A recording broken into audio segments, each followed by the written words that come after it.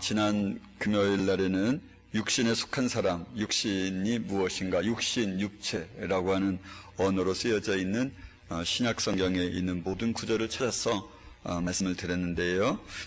우리가 이 땅에서 가지고 있는 욕망, 자연스럽게 가지고 있는 생각들, 이런 것들이 얼마나 육신적이고 세상적인가. 우리가 노래하고 그렇게 하나님 앞에 감사했었던 그 많은 것들이 사실은 알고 보면 그게 얼마나 육신적이고 육체적이어서 우리로 하여금 하나님께 가지 못하도록 만들었는가에 대해서 살펴보았습니다. 오늘은 구원이라고 쓰여져 있는 성경 구절을 모두 찾아서 그 가운데 중복되는 것만을 제외하고, 또 정말 구원에는 두 가지가 있거든요. 신약 성경에서 구원이라고 하는 언어가 쓰여지는 곳에는 병이 치료가 된다라고 말했을 때에도 내 믿음이 너를 구원하였느니라 이렇게 말씀을 하시고요. 이렇게 쓰여진 구원의 용어가 꽤 많이 있습니다. 그래서 그런 것은 제외하고 오직 영혼의 구원과 관련되어 있는 말씀만을 골라서 오늘 말씀을 드리도록 하겠습니다. 전체적으로 신약 가운데는 157번이 기록되어 있는데요. 가장 많이 적혀 있는 데가 어디겠습니까? 사도행전에 26번, 누가복음에 21번, 마태복음에 14번 이렇게 있는데 모든 구절 한번 찾아서 함께 제가 봉독해 드리겠습니다. 예수님의 이름이 우리에게는 구원을 주시는 이름입니다. 할렐루야.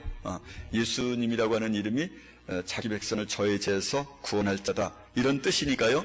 예수님 이렇게 말하는 것이 나를 구원하신다 라는 말의 뜻이라는 거죠. 너무 어렸을 때부터 우리가 많이 들어와가지고 진짜 예수님의 이름을 그런 생각으로 부르지도 않았지 않은가. 그래서 한번 말씀을 드려봅니다. 이는 그가 자기 백성을 저희 죄에서 구원할 자이심이라 하니라. 예수님의 이름을 언제나 우리가 불러야만 합니다. 한 걸음 뛸 때마다, 호흡을 쉴 때마다, 생각의 끄트머리에, 언제나 생각의 단초에, 생각을 내내 하는 모든 순간에, 잠을 깨어서 중간에 일어나서 물을 먹을 때든지 화장실에 갈 때든지 길을 걸어갈 때든지 오직 예수의 이름을 꼭 부르셔야만 합니다. 사랑하는 사람은 언제나 다르게 있어도, 다른 곳에 있어도 말을 합니다. 그런 경험이 각자 있으시죠? 사랑하는 사람은 떨어져 있어도 스스로 말을 겁니다. 사랑하는 아들아, 잘 있었니? 네, 저 잘 있어요. 그리고 자기 스스로 말하는 거예요. 아버지가, 엄마가 말이에요. 이렇게 사랑하는 사람은 언제나 서로 말을 주고받습니다. 우리가 혼자 있으면서도 마음으로 서로 말을 주고받는 것처럼, 우리가 예수님을 사랑한다면 저도 예수님과 언제나 대화를 주고받는 그런 사이여야만 합니다. 여러분 그런가요? 그러시죠? 그런데요, 인생의 마지막 날에 한 번 부르면 되거든요. 인생의 마지막 날에도 예수 그리스도 이름을 부르면 되거든요. 그런데요, 제가 정말 임종을 앞두고 있는 세 사람을 전도를 해 보니까요, 이제 이미 모든 수치가 다 떨어져서 더 이상의 살 가망은 아예 없고 삶의 마지막 순간을 기다리고 있는 사람, 무균실에 들어가서 호흡기를 끼고 온몸을 다 동여매고 그리고는 마지막 전혀 귀도 들릴 것 같지 않은, 눈도 이미 감겨져서 눈을 뜰 수도 없는 그런 세 사람에게 제가 제 스스로 또는 외부 사람의 그의 친척을 부름으로 제가 말씀을 전해보니까요, 저는 이제 그렇게 되면 각오를 하고 갑니다. 왜냐면요, 첫째는 예수라는 이름을 귀에다 대고 말을 하거든요. 첫째 반응이 뭐냐면 격렬한 반응을 일으킵니다. 그리고는 다 묶어놨는데 이 등이 한 5cm 정도 이렇게 뜨고요. 그리고는 이 산소 호흡기가 벗겨집니다. 두 사람에게서는 그런 것을 제가 보았습니다. 결국 이틀 있다가 한 번은 3일 있다가 이렇게 죽었는데, 마지막 때에는 그 사람이 예수의 이름을 부르면서 죽었다고 그러더라고요. 일을 갈면서요, 가르침을 받고요, 그렇게 하더라고요. 많은 장로, 권사, 제 생각에 목사들도 너무 많을 텐데 죽는 날에는 분명히 예수님을 욕하고 죽을 겁니다. 저는 그렇게 봅니다. 권사님이 욕하다 죽었다라고 하는 것은 제가 그렇게 사람들한테 들었는데요. 그렇게 오랜 동안 예수의 이름을 부르면서 그 많은 시간들을 그 권사가 되려면 새벽 기도를 거의 왔을 것이 분명한데 그 많이 부르면서 죽는 순간에는 예수님을 욕하고 죽게 되어 있습니다. 그렇게 하게 되어 있습니다. 언제 확인되어야 됩니까? 오늘 확인되어야 됩니다. 그래도 안전한 것은 아니지요.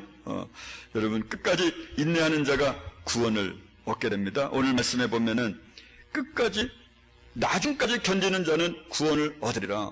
우리가 로마서 10장 10절에 보면은 마음으로 믿어 의에 이르고 입으로 시인하여 구원에 이르느니라. 이 말씀을 보면요, 원문에 보면 어떻게 되어 있냐면 그 말씀이 구원 마음으로 믿어 의에 이르고 입으로 시인하여 구원에 이르느니라 이렇게 되어 있지 않고 구원을 당하느니라 이렇게 구원을 당하느니라 이렇게 되어 있어요. 뭐 당연하죠. 구원을 우리가 받는 거니까 수동적으로 받는 거니까 우리가 어떻게 해서 구원을 이렇게 능동적으로 찾아가는 게 아니니까 말이에요. 그리고요 언제까지냐면 끝까지 예수님을 믿고 끝까지 예수님을 시인하고 라고 하는 말이거든요. 그게 이제 미완료 수동태라고 하는 말인데요. 그렇게 되어 있어요. 그러니까 이게 우리가 입으로 시인해서 구원을 얻는다 지금이 아니라 언제까지 마지막 순간까지 예수님을 시인해야만 하는 겁니다. 그러니까 그것은 지금 우리의 몫이 아니죠. 우리가 안심할 내용이 전혀 아닙니다. 우리가 지금 읽었다고 그 말을 보았다고 그 진리를 들었다고 안심할 수가 절대로 없는 거죠. 이것은 어쩌면 지금의 이야기가 아니기 때문에 이것을 읽었다고 안심할 것이 아니라 오히려 두려움이 우리에게 더 있어야 되는 것이죠. 제가 두려움 그러니까 예수를 믿는 사람도 두려움이 있는가? 그런데요 하나님의 그 두려움 앞에 서보면요 죄를 지을 수가 없거든요. 죄가 첫째는 무서워서 죄를 지을 수가 없어요. 그런데요 시간이 지나면 죄가 무서워서 못 짓는 것은 이런 것과 같아요. 이 표현이 적절할 때는 뭐 적절한 표현은 없을 테니까 내가 내 아내를 사랑하는데 다른 여자도 사랑하는 거예요. 근데 내 아내로부터 나중에 받을 것이 너무 무서워서 가정을 깨뜨리는 게 너무 무서워서 이 여자를 사랑을 못하고 있는 거예요. 이거는 안 되는 거고요. 예수님을 내가 믿고 사랑하는데 내가 세상도 사랑하고 싶지만 세상의 죄도 사랑하면서 누리고 싶지만 너무 무서워서 이분이 너무 무서워서 난 이것을 안 한다. 이것은 마지막 날에 어떻게 될지 모르는 거죠. 어떻게 해야 되는 거예요? 죄는 무서워할 뿐만 아니라 한 단계 더 나가서 미워해야 되는 거죠. 내 아내가 아닌 여인을 진짜 좋아한다고 생각하는 여인을 미워했어야만 되는 거예요. 우리의 인생의 죄가 혐오스럽고 미워하는 단계까지 그렇게 가야 된다는 것이죠. 끝까지 견디는 자는 구원을 얻으리라 이렇게 말씀합니다. 부모 자식 간에 서로 고소하고 대적하여 죽게 한다는 것입니다. 이런 재앙이 어디 있습니까?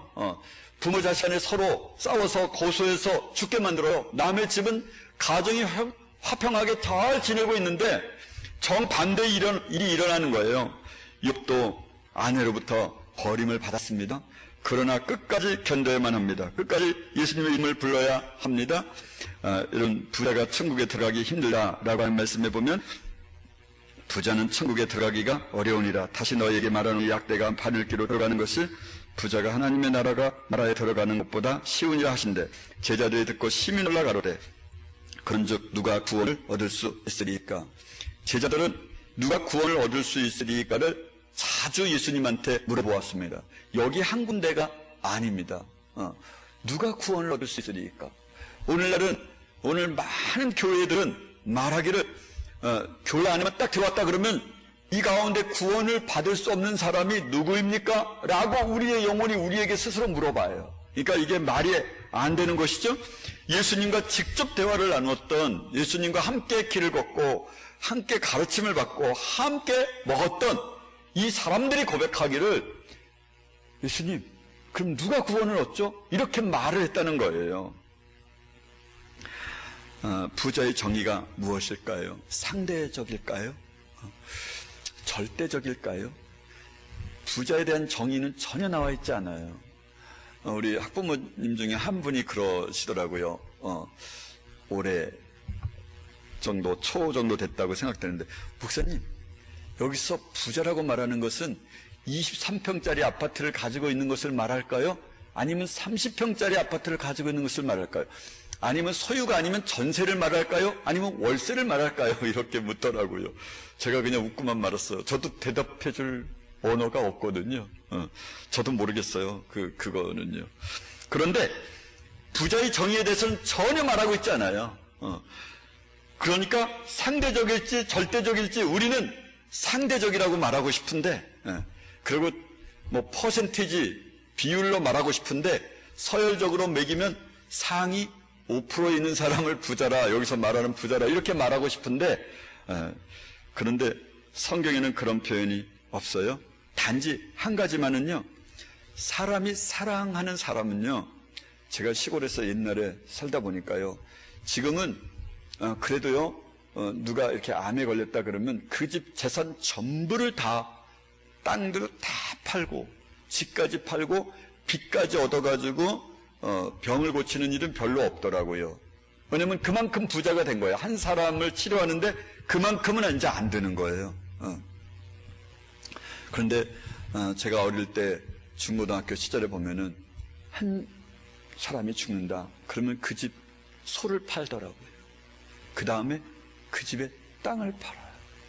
그리고 보통 이렇게 돈을 빌리는 것이 1년에 쌀 10가마를 이렇게 빌리면은 15가마를 돌려줘야 되는 게 아주 값싼 이자였었거든요. 아주 일반적이었어요, 그때는요. 그런데 그러더라도 다 얻어서 마지막까지 치료를 하더라고요. 물론 대부분은 그렇게 죽죠. 모든 것을 투자하고 빚을 기꺼이 지면서까지 병원비를 투자해. 어떤 사람을, 사랑하는 사람을 하나 살리기 위해서요. 그런데요, 예수님이 우리를 사랑하시되 대신 죽으셨다 그래요. 그런데 그 사랑하는 그분을 위하여, 그분이 좋아하는 것을 위하여 우리가 소유를 가지고 있다고 하는 것 자체가 아직은 우리가 아닌 거예요. 천국의 보화를 사기 위하여 소유를 다 팔아 사는 사람이라면 그가 아직까지 부자가 될 리가 없죠. 부자가 될 수가 없는 거죠. 예수님을 따라가는 사람은 정과 욕심을 십자가에 못 박아야만 합니다. 정과 욕심을 십자가에 못 박아야만 합니다. 자녀를 보고 싶은 그런 정 말입니다. 오늘은 자녀와 함께 어디를 놀러 가고 싶은 그런 정까지도 말입니다. 욕심, 인간에게 당연히 주어지는 욕심, 먹고 싶고 마시고 싶고 자고 싶고 누리고 싶은 그런 육신적인 당연한 욕심, 이것은 사람이 살기 위하여 기본적 욕구입니다.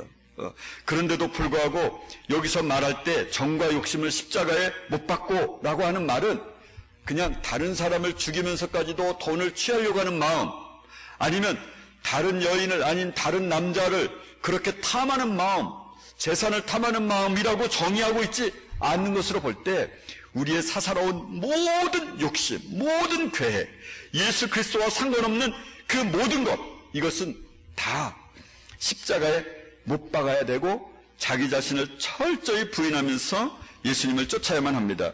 무리와 제자들을 불러 이르시되 아무든지 나를 따라오려거든 자기를 부인하고 자기 십자가를 지고 나를 쫓을 것이니라.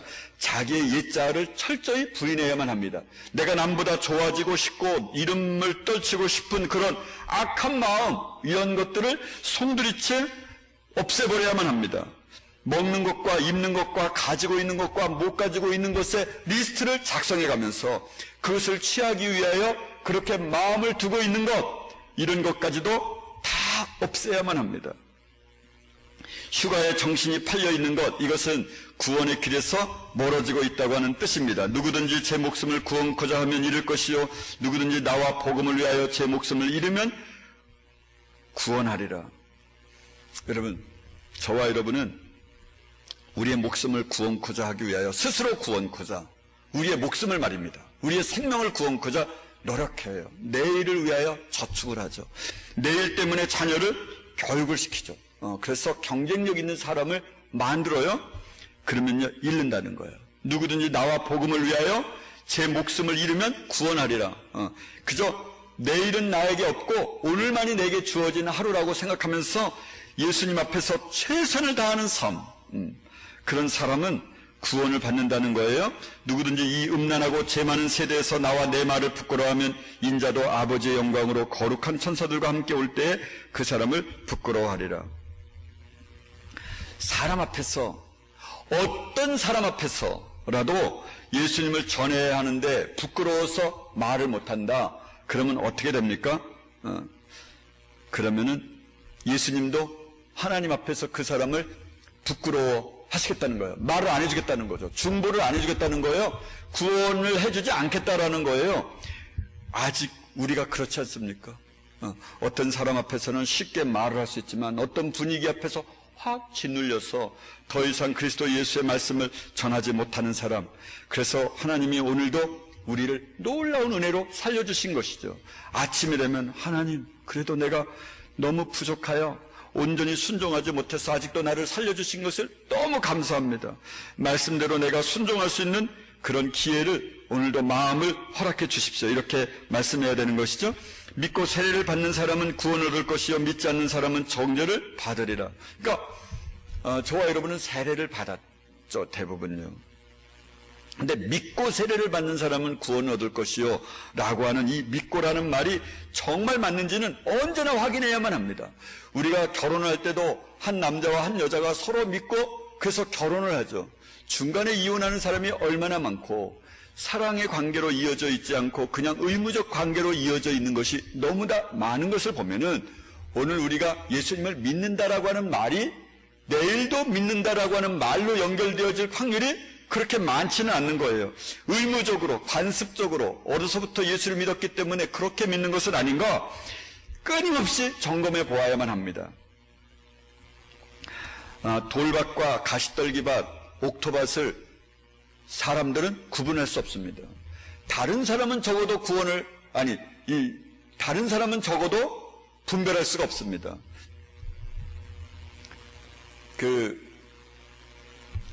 우리 경사지에 풀씨를 뿌렸잖아요. 그런데 봄에는 보니까 다 나는 것 같더라고요. 순전히 돌이거든요. 그래서 다른 씨앗은, 다른 것은 도저히 안 된다. 그래서 우리나라에서 나온 고속도로 사면 처리하는데 가장 극악한 환경 가운데서 살 수 있는 것을 뿌려놨어요. 근데 뿌리고 난 다음에 얼마 안 있다가 다 대부분 싹이 나더라고요. 지금 가서 보면요, 다 말라버렸어요. 아마 장마가 오기 전에, 비 오기 전에 이미 다 말라버렸겠죠. 이제 다 타버렸어요. 시작할 때는 몰라요. 돌짝밭인지 아닌지를 전혀 몰라요. 주위 사람은 몰라요. 왜냐하면 싹이 똑같이 싹이 움트니까요. 사실은 문제는 자신도 모른다는 데에 문제가 돼요. 싹이 나고 있어요. 그런데 그것을 몰라요. 그게 너무너무 고통스러운 것이죠. 확인하는 방법이 하나 있긴 한데요. 오늘도 내가 분분초초 예수님만 생각하는지, 내 생각의 메인 이슈가 무엇인지 그것을 계속 점검해 보는 것입니다. 그래도 안심하면 안 됩니다. 왜냐하면 극심한 회심이 일어나다 보면, 일순간에 일어나다 보면, 교육을 우리가 끊임없이 받다 보면, 예수님을 입으로 노래하는 사람들이 많아요. 그렇지 않아요? 저는 예수님을 입으로 노래하는 많은 사람들을 알아요. 그러면 그게 괜찮은 거예요? 말끝마다 예수님을 노래해요. 그러니까 그는 진짜 잘 믿어야 될 거 아니에요? 근데 그의 삶을 보면 전혀 아니거든요.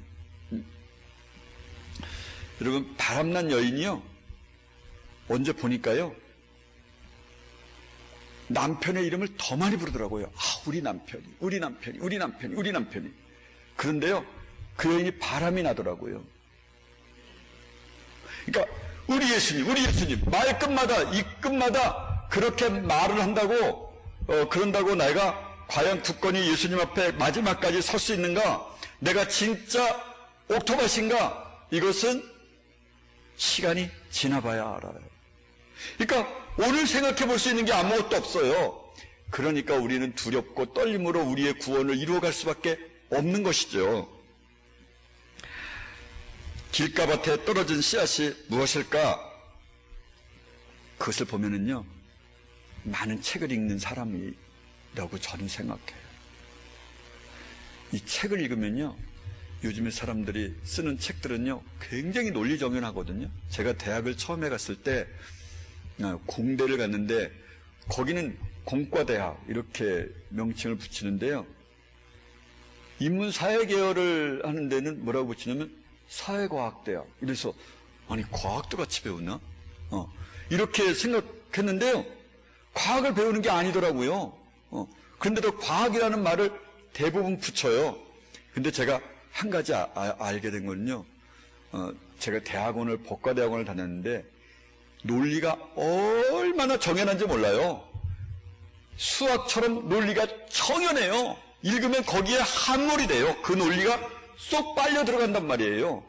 책 배열의 순서도 너무너무 기가 막혀요. 물론 그렇지 않는, 그런 별로 좋지 않은 책들도 있지만 그런 논리정연한 책들이 너무 많아요. 그래서 그 논리에 쭉 빨려 들어가거든요. 그런 논리에 자주 빨려 들어가면 어떻게 될까요? 성경의 가치관의, 성경의 논리와는 전혀 상반된 논리가 있을 거 아니에요. 그러니까 이런 사람은 말씀을 들을 때 말씀을 액면 그대로 받아들일 수가 없는 거죠. 이것은 무엇을 말해요? 길가에 있다는 것은 말씀을 들은 자니 이에 마귀가 와서 그들로 믿어 구원을 얻지 못하게 하려고 말씀을 그 마음에서 빼앗는 것이요. 그래서 여러분, 글을 읽어야 한다면 성경만을 읽어야 된다고 저는 생각하는데요. 그래서 우리가 이제 알았으니까 회개해야만 합니다. 사실은 아무 책도 안 읽은 사람도 안 돼요. 왜냐면 아무 책도 안 읽은 시골 아저씨는 좀, 할아버지는 잘 가요? 고집이 더 세죠. 자기만의 논리가 또 있어요. 그러니까 배운 사람도 안 되지만 안 배운 사람도 안 되는 건 마찬가지예요. 그러니까 방법이 없는 거죠. 그러니까 주님의 은혜만 기대해야 돼요. 구원 얻는 자가 적으니까 제자들이 묻습니다. 예수님과 함께 먹고 마시고 가르침을 받았던 사람도 구원을 다 얻을 수 없었습니다. 하물며 우리는 어떻겠습니까?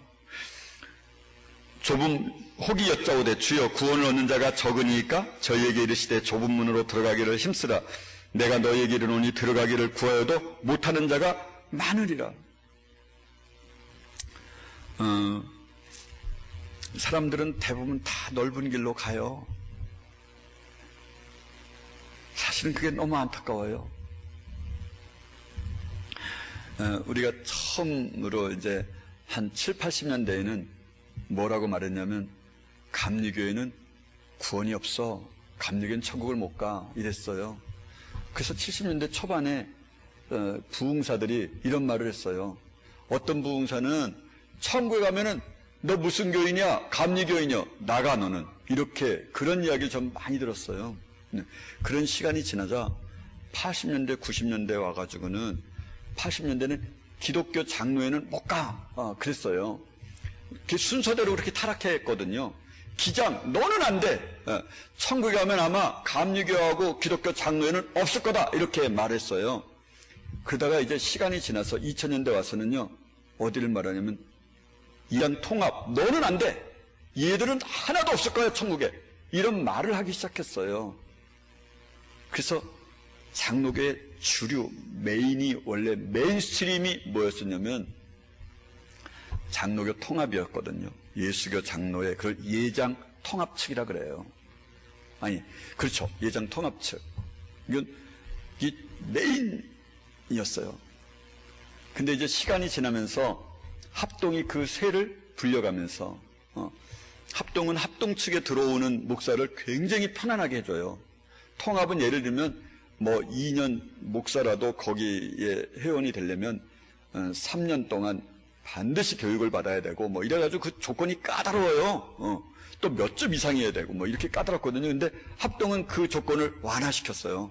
그러자 그냥 줄줄이 합동 측으로 들어오는 바람에 이제는 합동이 주류가 됐어요. 그래도 합동은 그래도 괜찮아. 그랬었거든요. 언제까지? WCC 대회가 작년에 열릴 때까지. 근데 요번에 합동 측이 총회를 했어요. 총회는 일반적으로 세계 대부분의 교단 총회는 언제 이루어지냐면 5월 마지막 주에 이루어져요. 그 총회 날짜가 5월 마지막 주예요. 일반적으로요. 근데 이번에 예장 합동 측에서 발표한 게 있어요. 베리칩을 짐승의 표라고 말하는 사람이나 단체는 무조건 이단으로 정죄한다. 이렇게 발표를 했어요. 미국 장로교 교단에서는 우리는 동성연애를 찬성한다. 이렇게 발표를 했고요. 낙태를 찬성한다. 이렇게 발표를 했고요. 낙태를 하려다가 살아나온 아이를 처치해도 찬성한다. 처치를 찬성한다. 그러니까 죽여도 찬성한다 그거예요. 아니 어떻게 목사들이 그런 걸 말해요? 아니 마음으로 있어도요. 그냥 뭐 의사들끼리 모여가지고 우리 의사들은 우선 그렇게 찬성하자. 이렇게 말을 할 수 있을 거 아니에요. 아니 베리칩이 짐승의 표라고 말하는 것에 대하여서도요. 의사라면 IT 전문가라면 말할 수 있어요. 연합을 해서요. 그렇게 말하는 거죠. 이게 건강에 좋은 거다. 뭐 인체에 우애를 가하는 게 아니다. 영혼과는 상관이 없다. 이렇게 의사가 발표를 해줘야 되는 거 아니에요. 이게 신분 확인용이다. IT를 전문으로 하는 사람이 이 RFID를 유비쿼터스 형태로 이루어져 있는 이거는 단순히 IT 기술이 첨단에 되었다는 것이지 인류에게 너무도 편안한 마지막 단계에 해당되는 이거보다 더 좋은 것이 없다. LG U+처럼요. U+가 뭐냐면 얼티메이트 플러스 이거거든요. 최종 궁극적에서도 한 단계 더 높이 이런 뜻이에요. A+ 그러면은 A보다 더 높게 이런 거지. 그보다 더 높은 건 없잖아요. 이런 뜻이거든요. 이게 궁극적 최고의 기술이다 이렇게 말해주는 것은 IT 기술자가 말해주거나 의사가 그런 결의를 하면 되는 거거든요. 그런데 목사들이 그런 발표를 한다는 것 자체가 말이 안 되는 거 아니에요. 그게 그렇다는 거거든요. 건강에 유익하다는 거거든요. 단순히 신분을 확인하는 거라는 거거든요. 그런 말을 왜 목사가 하냐 이거예요. 그러면 그것을 짐승의 표라고 말하는 사람은 안 받으면 지옥을 가냐 이거예요. 그게 말이 안 되는 일인데 이런 일들이 실제로 일어나고 있어요. 이제는 합동 측에 있는 목사들 가운데 꽤나 많은 사람들이 그렇게 짐승의 표라고 말하는 사람들이 있거든요. 이제 그런 사람들은 교단에서 쫓겨나가야 되는 거죠. 이단으로 정죄를 받아야 되는 거예요. 그것이 짐승의 표일지 아닐지는 100%는 아니겠죠. 뭐 99.9%다. 뭐 저는 그렇게 100%라고 믿는 건데 말할 때는 100%라고 말할 수는 없겠죠. 우리의 영혼과 관련되는 일을 그렇게도 손쉽게 과학을 아는 사람이 목사 가운데 없는 거예요. 과학을 아는 사람이 목사 가운데 조금이라도 있었으면 다른 사람의 견해를 조금이라도 받아들일 수 있으면 그 베리칩을 발견한 사람, 발명한 메인이 누구냐면 칼더슨이라고 하는 사람인데 이 사람이 이 표를 받으면 안 됩니다. 내가 이런 목적으로 만들었습니다. 이것이 시작과 다르게 끄트머리에는 영혼까지도 사람에게 유전자 조작을 해서 짐승에게 없는 사람의 유전자 코드를 다 잘라버렸습니다. 이렇게 말하고 다니는데도 그런데도 이제 아니라고 말하는 거예요. 아니라고 말은 이렇게 있을 수 있지만 그것을 총회의 결의사항으로 해서는 안 되는 거 아니에요? 그러니까 이번 총회를 근거로 이제 어떤 교인은 없는 거예요? 이제 합동측 교인도 없어져 버린 거예요. 이제 그러면 없어요. 남아있는 교인 숫자가 아마 10%도 안 될걸요? 그거 다 빼버리면요. 제가 지금 말한 걸 빼버리면. 이렇게 이제 극단적으로 재빠르게 경사진 곳을 지금을 내려가고 있어요. 그러니까 이제 6개월 있으면 또 무슨 일이 날지 몰라요?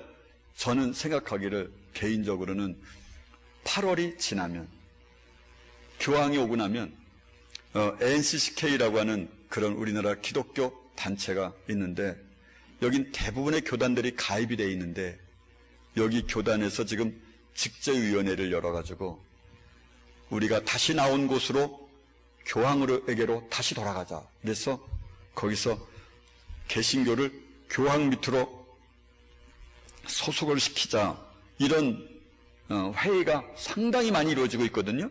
이제 곧 발표를 할 거예요. 오기 전에 선물로 발표할지 돌아갈 때 선물로 주게 될지 한번 꼭 보세요.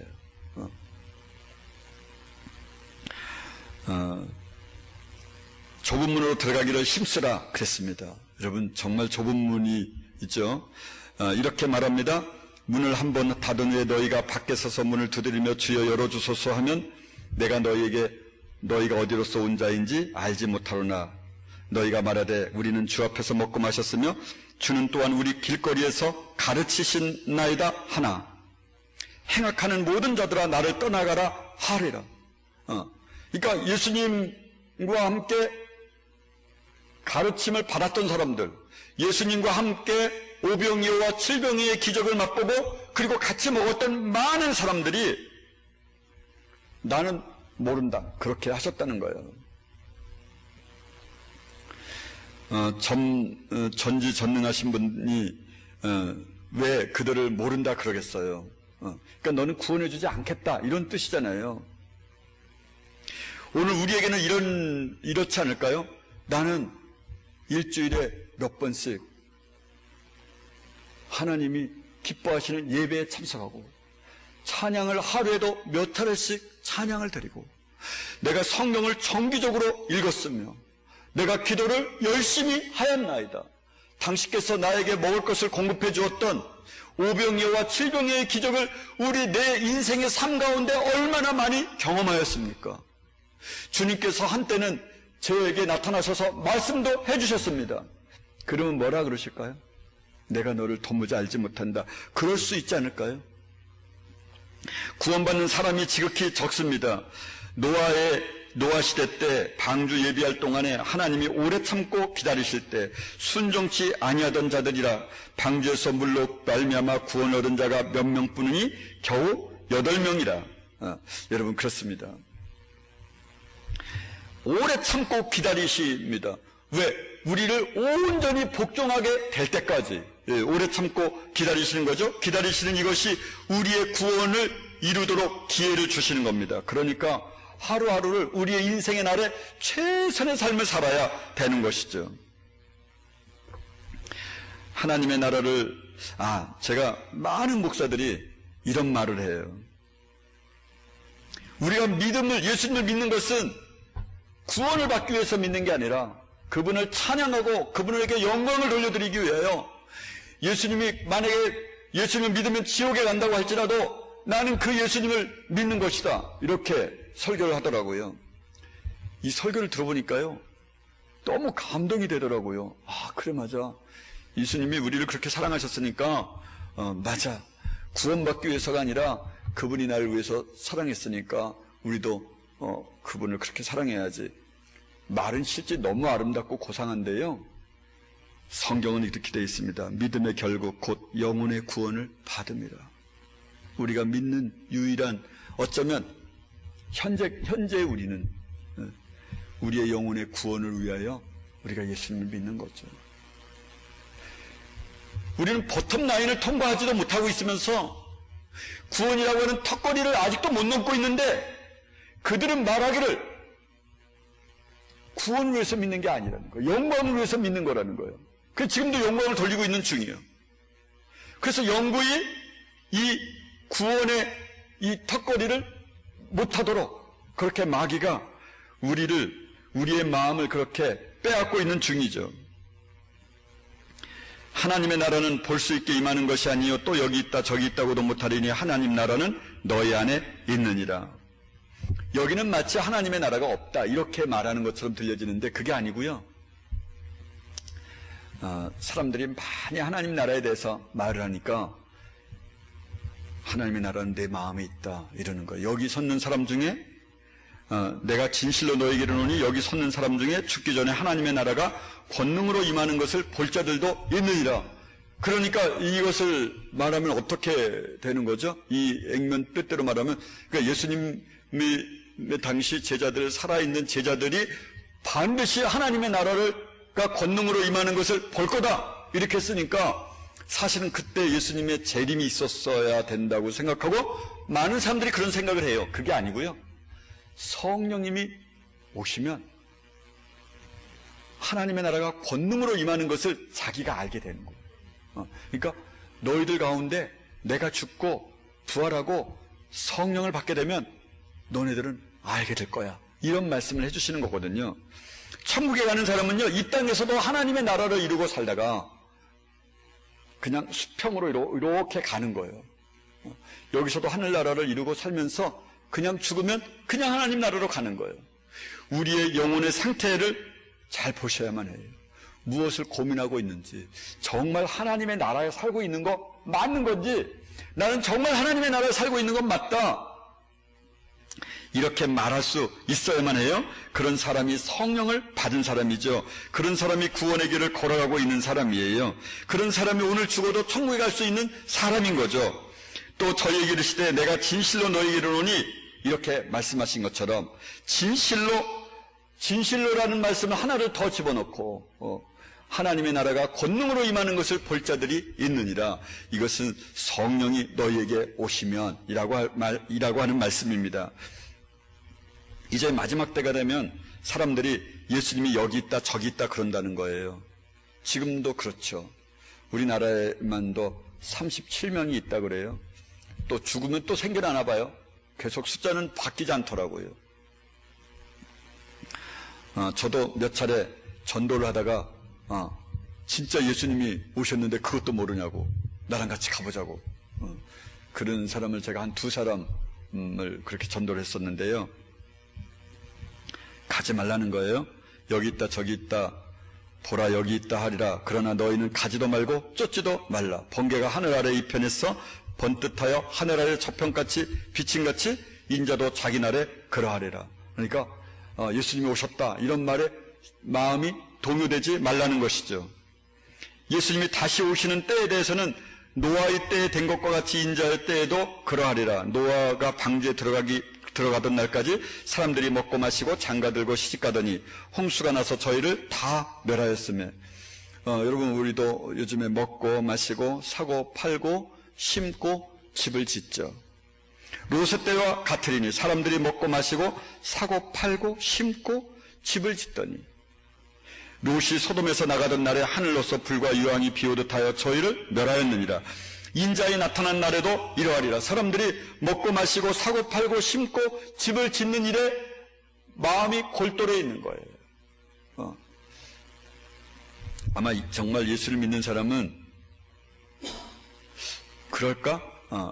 이 중에 일부를 하겠죠. 우리가 먹기도 하고 마시기도 하고. 그런데 이 먹고 마시는 것은 무엇을 말할까? 한번 생각해 보는 거예요. 우리도 다 막 먹고 마시니까. 온 세상 사람들이 다 먹고 마시고 있으니까. 그러면 이것을 말하는가? 그런 것이라는 잘 모르겠고요. 일단은 먹기 위하여 먼 길을 가는 거예요. 마시기 위하여 일부러 먼 곳을 찾아가는 거죠. 이것은 그들의 시간을 그렇게 활용하고 있다는 거 아니에요. 우리에게 남겨진 시간이 정말 얼마 남지 않는 시간들을 그렇게 마시기 위하여, 먹기 위하여, 더 좋은 집에 살기 위하여 그렇게 가는 것을 말하는 거죠. 여러분, 저와 여러분이 정말 조심해야 됩니다. 다른 사람이 그러니까 나도 여전히 동일한 것을 해도 괜찮겠지, 이런 생각을 하면 안 됩니다. 다른 사람도 하고 있으니까 이거는 육신의 기본적인 욕구야 라고 생각을 해서는 안 됩니다. 생각을 해보셔야만 합니다. 그리고 기도를 해보십시오. 그러면 주님께서 우리에게 알려주실 것이니까 말입니다. 베드로가 여짜오되 보옵소서, 우리가 우리의 것을 다 버리고 주를 쫓았나이다. 이르시되 내가 진실로 너희에게 이르노니 하나님의 나라를 위하여 집이나 아내나 형제나 부모나 자녀를 버린 자는 금세 있어 여러 배를 받고 내세에 영생을 받을 것이다. 그러니까 영생을 받는 기본 라인이 뭐냐? 하나님의 나라를 위하여 집이나 아내나 형제나 부모나 자녀를 버려야만 합니다. 우리 것을 다 버리고 주를 쫓았나이다. 베드로가 이렇게 고백합니다. 배와 그물을 버려두고 부모를 버려두고 그리고 예수님을 쫓았습니다. 우리도 그것이 기본이어야 하는 것이죠. 톨스토이가 어느 날 예수를 믿고, 톨스토이의 책을 보면 자서전에 보면 그런 내용이 나옵니다. 예수를 믿고 난 다음에 이 말이 마음에 걸려서 내가 이제 이 집을 소유를 다 팔아야지 그랬는데 소유가 너무 많은 거예요. 이 톨스토이는 그러니까 오늘날로 말하면 면 하나, 군 하나를 자기 것이었던 거예요. 그래서 거기서 먹고 사는 사람이 너무 많은 거예요. 근데 팔자고 설득을 하는데 설득이 다 안 되는 거예요. 자기 가족들도. 그리고는 딱 자기가 그 집을 나와요. 그리고는 그가 나머지 인생 평생 동안 거린으로 살아요. 그리고 거리에서 죽었어요. 이 사람은 그것을 불행으로 알았을까? 아니요. 언제든지 자기네 품삯보다 더 품삯도 너무 많이 배부르게 먹고 사는 그곳에 돌아가지 않고 자기는 그곳으로부터 벗어나서 길거리에서 결국은 죽었거든요. 톨스토이는요. 너무 행복했을 것 같지 않나요? 가족이 있다 보면 자기 마음대로 팔을 수가 없잖아요. 그랬더니 톨스토이는 그런 방법을 선택했어요. 현재 여러분은 그러신가요? 아내나 형제나 자녀를 버리고 있는 중입니까? 아직도 나의 소원, 자식에 대한 소원을 버리고 있는 중입니까? 아니면은 그 소원을 여전히 이루고 있는 중이십니까? 구원을 얻을 만한 믿음은 반드시 회개를 동반합니다. 삭개오, 그는 예수님이 삭개오야 내려와라. 아마 뽕나무가 우리 지금 있는 뽕나무 그 정도쯤 컸는 모양입니다. 뽕나무에 올라가 있는 삭개오 밑을 지나가다가 삭개오야 내려오라. 라는 말 한마디에 그는 뭐라고 말합니까? 그 중간에 말이 없는데 내 소유의 절반을 나눠주겠습니다. 네게 토색한 것이 있으면 4배나 갚겠습니다. 이렇게 극적인 회심의 기회가 일어나요. 단지 예수님의 그의 이름을 불렀다는 그 한 가지 이유만으로 그에게 그런 놀라운 일들이 일어나요. 그랬더니 이 집에 구원이 이르렀다. 예수님이 그렇게 말씀하십니다. 이 사람도 아브라함의 자손이미로다. 이렇게 말씀을 했죠. 여러분, 구원 얻을 만한 믿음은 반드시 회개를 동반합니다. 어떤 사람의 책에 보니까 이렇게 나와 있더라고요.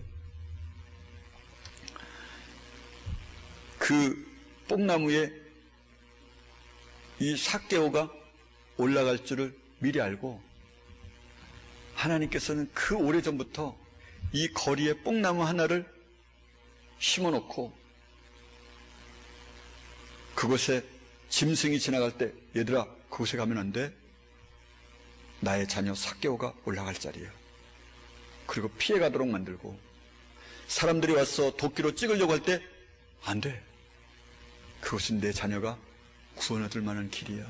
그리고 피해가도록 그걸 찍지 못하게 했다. 이렇게 말하는 분도 있더라고요. 그 뽕나무, 그 삭개오 한 사람을 위하여 그 뽕나무를 그렇게 긴 시간 동안 그곳에 보존을 하였다. 이렇게 말하는 사람도 있더라고요. 여러분, 우리는 정말 예수님이 자기 이름을 불러줬다는 그 한 가지 사실이 평생 돈밖에 모르고 모든 욕심 때문에 사람들에게 짐승 취급을 받아야 하는 이리 취급을, 짐승 취급을 받는 그런 사람인 그가 그렇게 즉시 말을 해요. 여러분, 재산의 절반을 나눠준다. 그게 쉬운 일이 아니잖아요. 아무리 부자라도 말이에요. 그리고 누구에게 토색한 것이 있으면 원위치를 시키겠다. 이렇게 말하잖아요. 우리는 예수님만이 진정한 유일한 구원자임을 고백해야만 합니다. 다른 이로서는 구원을 얻을 수 없나니 천하인간의 구원을 얻을 만한 다른 이름을 우리에게 주신 일이 없음이니이다. 이렇게 말씀합니다. WCC에 포함되어 있는 교회, 거의 모든 교단, 거의 모든 교회들이 뭐라고 말하냐면 오직 그리스도 예수만이 구세주가 아니다 라고 하는 것에 동의를 한 교단들입니다. 여기에는 거의 모든 교단이 다 있습니다. 우리나라 교회에, 적어도 우리나라 교회의 교인들 가운데 아마 80, 90%는 다 포함되어 있습니다. 반대하는 목사도 있겠죠. 그런데 그들은 그 소리를 소리내서 말하지 못합니다. 소리내서 말하면 거기서 제명당하니까요. 그런 사람이 진짜 구세주의 구원을 받을 수 있을까요? 그런 사람들이 사람의 눈치를 무서워하는 사람 앞에서 시인할 수 없는 또는 부인할 수 없는 그런 사람들을 예수님께서 구원을 해주실 수가 있겠습니까? 어떻게 이런 일이 있을 수 있을까? 제가 사람들에게 말하면 깜짝 놀라요. 통합 측에 다니는 사람 한 사람이 왔어요. 당신은 진짜 지옥 간다 이랬더니요, 왜 내가 지옥을 가니? 당신 통합 측을 다니기 때문에 지옥 간다 그랬더니, 왜 통합 측을 가냐? 그래서 WCC에 대해서 얘기했어요. 오직 구세주 예수님만이 구세주가 아니다 이렇게 말했다. 말도 안 되는 소리 하지 마시라고. 그러면 당신 목사한테 가서 직접 물어봐라. 제가 이제 그런 얘기를 했어요. 이제 아마 월요일쯤에 올 거예요.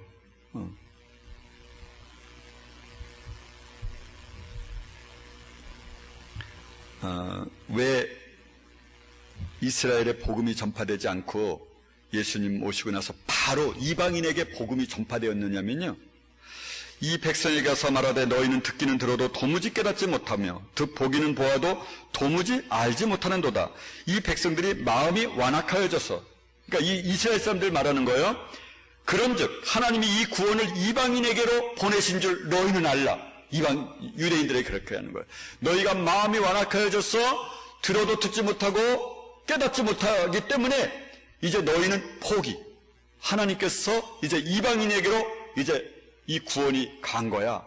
이렇게 말씀하고 있거든요. 저와 여러분도 말씀을 계속해서 거절하면 이 복음이 우리에게 있지 않고 다른 사람에게로 휙 가버릴 겁니다.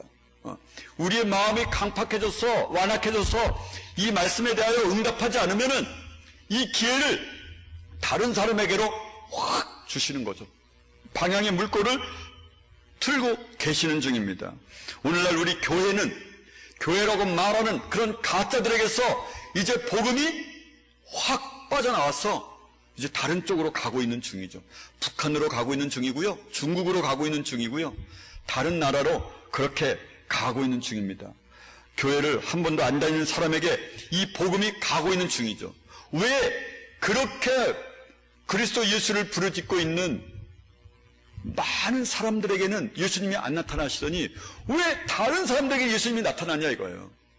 모슬렘권에 있는 사람들, 그 영화라고 볼 수는 없는데 다큐멘터리를, 그 제3성전 뭐 어쩌고저쩌고 이런 걸 보면은요, 그가 말해요. 내가 그냥 모슬렘에게 이렇게 절을 하고 있는데 예수님이 나타났다는 거예요. 예수님이 나타나서 자기에게 예수를 믿어야 된다고 말한다는 거예요. 왜 전혀 상관없는 그 사람들에게는 예수님이 나타나서 말을 해주시면서, 왜 우리나라에 가짜 교회를 다니는 그 많은 사람들, 그 많은 물질을 투자하고 그 많은 시간을 투자해서 죽기 살기로 섬긴다고 말하는 사람에게 왜 한 번도 안 나타나냐? 이제 예수님께서 그 물꼬를 돌리고 있는 중이죠. 마음이 완악해서 이제 더 이상 말씀이 통하지 않는 그들, 예수님 당시에 서기관과 바리새인들에게 말하는 것과 똑같지 않아요? 우리에게 이 말을 하고 있는 것이 말도 안 돼. 우리가 얼마나 예수님을 섬기는데 이렇게 하지 않을까요? 우리의 생각들이 말이에요. 우리는 우리의 완고한 고집이 우리에게 있는 것이죠. 그래서 저와 여러분이 말씀을 자주 거절하고 그것을 준행하기를 싫어한다면 다시는 기회가 주어지지 않을 수 있습니다. 지금이 그러시는 중이죠. 이제 마지막으로 구원의 방법에 대해서, 어떻게 하면 구원을 받을 수 있는가에 적혀있는 일부 말씀을 좀 보겠습니다. 복음은 구원을 주시는 하나님의 능력이 됩니다. 내가 복음을 부끄러워하지 아니하노니 이 복음은 모든 믿는 자에게 구원을 주시는 하나님의 능력이 됩니다. 복음은 모든 믿는 자에게 구원을 주시는 하나님의 능력이 됩니다. 그런데 사람들은 이 복음을 듣고 있지 못합니다. 저는 그 사실에 깜짝 놀란 거는요, 성경을 그렇게 많이 듣고 성경을 많이 보고 성경을 말씀하고 있는데도요, 그게 복음이 아닌 거예요. 그게 진짜 말이 안 되잖아요. 어떻게 그런 말이 있을 수 있을까? 그래서 저는 그게 이해가 되기 시작했어요. 최근 들어서요. 성경을 말해도 그게 복음이 아닌 게 너무 많구나. 제가 옛날에 설교할 때를 생각해 보니까 저는 복음을 증거한 게 아니었더라고요. 아무리 멀리 잡아도요, 제가 한 4, 5년 전에는 진짜 복음을 증거한 게 아니었어요. 그 전에는. 정말 그렇더라고요. 이 성경 가운데 말씀을 다 전하는데도 복음이 아닌 것만 골라서 복음이라고 생각하는 것을 전하고 있는 거예요. 그리스도 예수와 상관이 없고요, 성령님과 상관이 없이 인간의 육체와 관련된 이야기를 하고 있는 중이었어요. 그냥 구약을 이야기하고 있는 것이죠. 다윗, 부솔 시냇가의 다윗, 그는 달랐다, 이렇게 말하는 거죠. 전쟁이 일어나서 블레셋에 있을 때 블레셋이, 야, 우리 이스라엘 치러 가자. 그랬더니 다윗을 맨 앞에 세워놨거든요. 다윗이 블레셋에 피난 가서 있었을 때가 있었거든요. 그러니까 블레셋 많은 장수들이 말하기를 다윗을 보내면 안 됩니다. 얘가 누굽니까? 다윗은 만만이요 사울은 천천이라 이스라엘 백성이 그렇게 외쳤던 사람 아닙니까? 만약 다윗이 가다가, 우리와 함께 가다가 얘가 분명히 우리를 되돌아서 쳐서 우리를 다 죽일 겁니다. 다윗은 빼십시오. 그리고선 다윗과 다윗의 추종자들 5, 600명이 안 갔어요. 전쟁터에 있다가 집에 와보니까 아말렉 사람들이 다, 노인들 다 사로잡아가고, 아이, 아내를 다 사로잡아가고, 다 불지르고, 우양개 새끼들을 다 잡아갔어요. 그랬더니 다윗을 죽이려고 모든 사람들이 한 5, 600명이 돌을 쳐가지고, 돌을 줘서 다윗을 쳐 죽이려고 했어요. 그랬더니 다윗이 기도를 해요. 얘들아, 잠시 내 말 들어봐. 가자. 그리고 아무런 향방 없이 가요. 근데 부솔 시냇가쯤 갔는데요, 부솔이라고 하는 시냇가에 갔는데 무슨 일이 일어나냐면, 우린 죽어도 못 가. 절반이 못 간다는 거예요. 여러분, 군대 사령관이면 그때 어떻게 해야 됩니까? 한 두세 명의 목을 딱 자르고, 그래도 못 가? 거기서 가야 되는 거 아닙니까? 근데 5, 600명 중에 절반이 부솔 시냇가에 딱 남아요. 그래, 그럼 너네들 여기서 남아있어. 그리고 절반이 그 부솔 시냇가를 건너서 갑니다. 어찌어찌 해가지고 다 습격을 해가지고 다 찾아가지고 오고, 그 아말렉 사람들이 가지고 있는 우양이 새끼까지 다 가지고 돌아옵니다. 입이라고 생긴 달려있는 모든 사람들이, 이 부솔 시냇가에 있는 사람들은 노획물을 하나도 주지 말고 그의 아내와 자식만 주고 가자, 다윗에게 그러는 거예요. 그랬더니 뭐라는지 알아요? 다윗이요, 여러분들이요, 오늘 전쟁을 이기게 한 것은 우리 절반이 가서 이긴 게 아니라 하나님이 이기게 하셨기 때문에 이분들에게도 공평하게 나눠줘야 된다. 그리고 공평하게 그 노획물을 나눠줘요. 멋있잖아요? 그 정도면 진짜 다윗 칭찬할 만하지 않아요? 너무너무 아름답지 않아요? 그 육체에 죽을 힘을 다해서 절반의 사람이 전쟁 가운데 죽어도 못 가겠다, 자식도 포기하고 아내도 포기하고 재물도 다 포기하겠다, 이렇게 있을 정도 사람이라면 나머지 사람들은 그런 갈만한 힘이 있었겠어요? 그런데 돌아오고 난 다음에 이를 갈지 않겠어요? 니네들 두고 보자 이렇게. 그런데 하나님이 우리에게 이기게 하셨기 때문에 공평하게 나눠져야 된다. 그러면 저는 맨날 뭐라고 말하냐면, 여러분 다윗처럼 되십시오, 뭐 이렇게 얘기를 하는 거. 이게 악한 말이거든요. 복음이 아니에요. 이 말을 하면 누가 앞장서는 거예요? 다윗이요. 그래서 우리 노력하는 거예요. 누가 되기 위해서요? 다윗이 되기 위해요. 성령을 받지 않는 사람이 노력하면 누구 됩니까? 서기관과 바리새인이 되는 거죠. 끝내는 아주 멸망하는 거예요. 영혼이 마비가 되는 거죠. 그래서 사람들은요, 누굴 이야기하기를 좋아하냐면 사람을 이야기를 좋아해요. 성경에 있는 모든 인물 중심으로 설교를 해요. 설교도 너무도 아름답고요, 감동이 진하게 밀려와요. 왜? 사람의 이야기니까요. 그러면 되는 거예요? 아니에요. 그것은 마귀의 자녀를 만들러 가고 있는 중이죠. 더 마귀 자녀를 만들고 있는 중이에요. 그래서 성경에 있는 이야기를 해도 그게 복음이 아닌 거예요. 극단적인 과정으로는 모세가 아론에게, 형, 왜 금송아지를 만들었어? 그랬더니 아론이 너무 당황해가지고요, 아니야, 금붙이를 불에다 넣었더니 금송아지가 그냥 딱 생겼어. 이게 진리예요? 아니에요. 거짓말을 말한 거예요. 당황하니까요. 그러면 사람들이 그걸 설교하는 사람이 있어요. 여러분, 귀신을 섬기는 게 이게 장난이 아닙니다. 이게 집어넣으면 그냥 생깁니다. 뭐 이렇게 얘기를 하게 돼요. 사실은 성경 가운데 큰 전체의 흐름을 봐서 하나님이 무슨 말씀을 하시려고 하는지를 깨달아야 되는데, 여러분 그거 아세요? 구약에도 성령님이 역사하셨어요.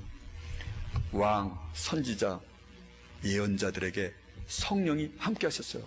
사가랴, 예수님이 태어나시기 전에 사가랴가 예언을 하되 성령이 충만하여 예언하시되, 이런 표현이 나와요.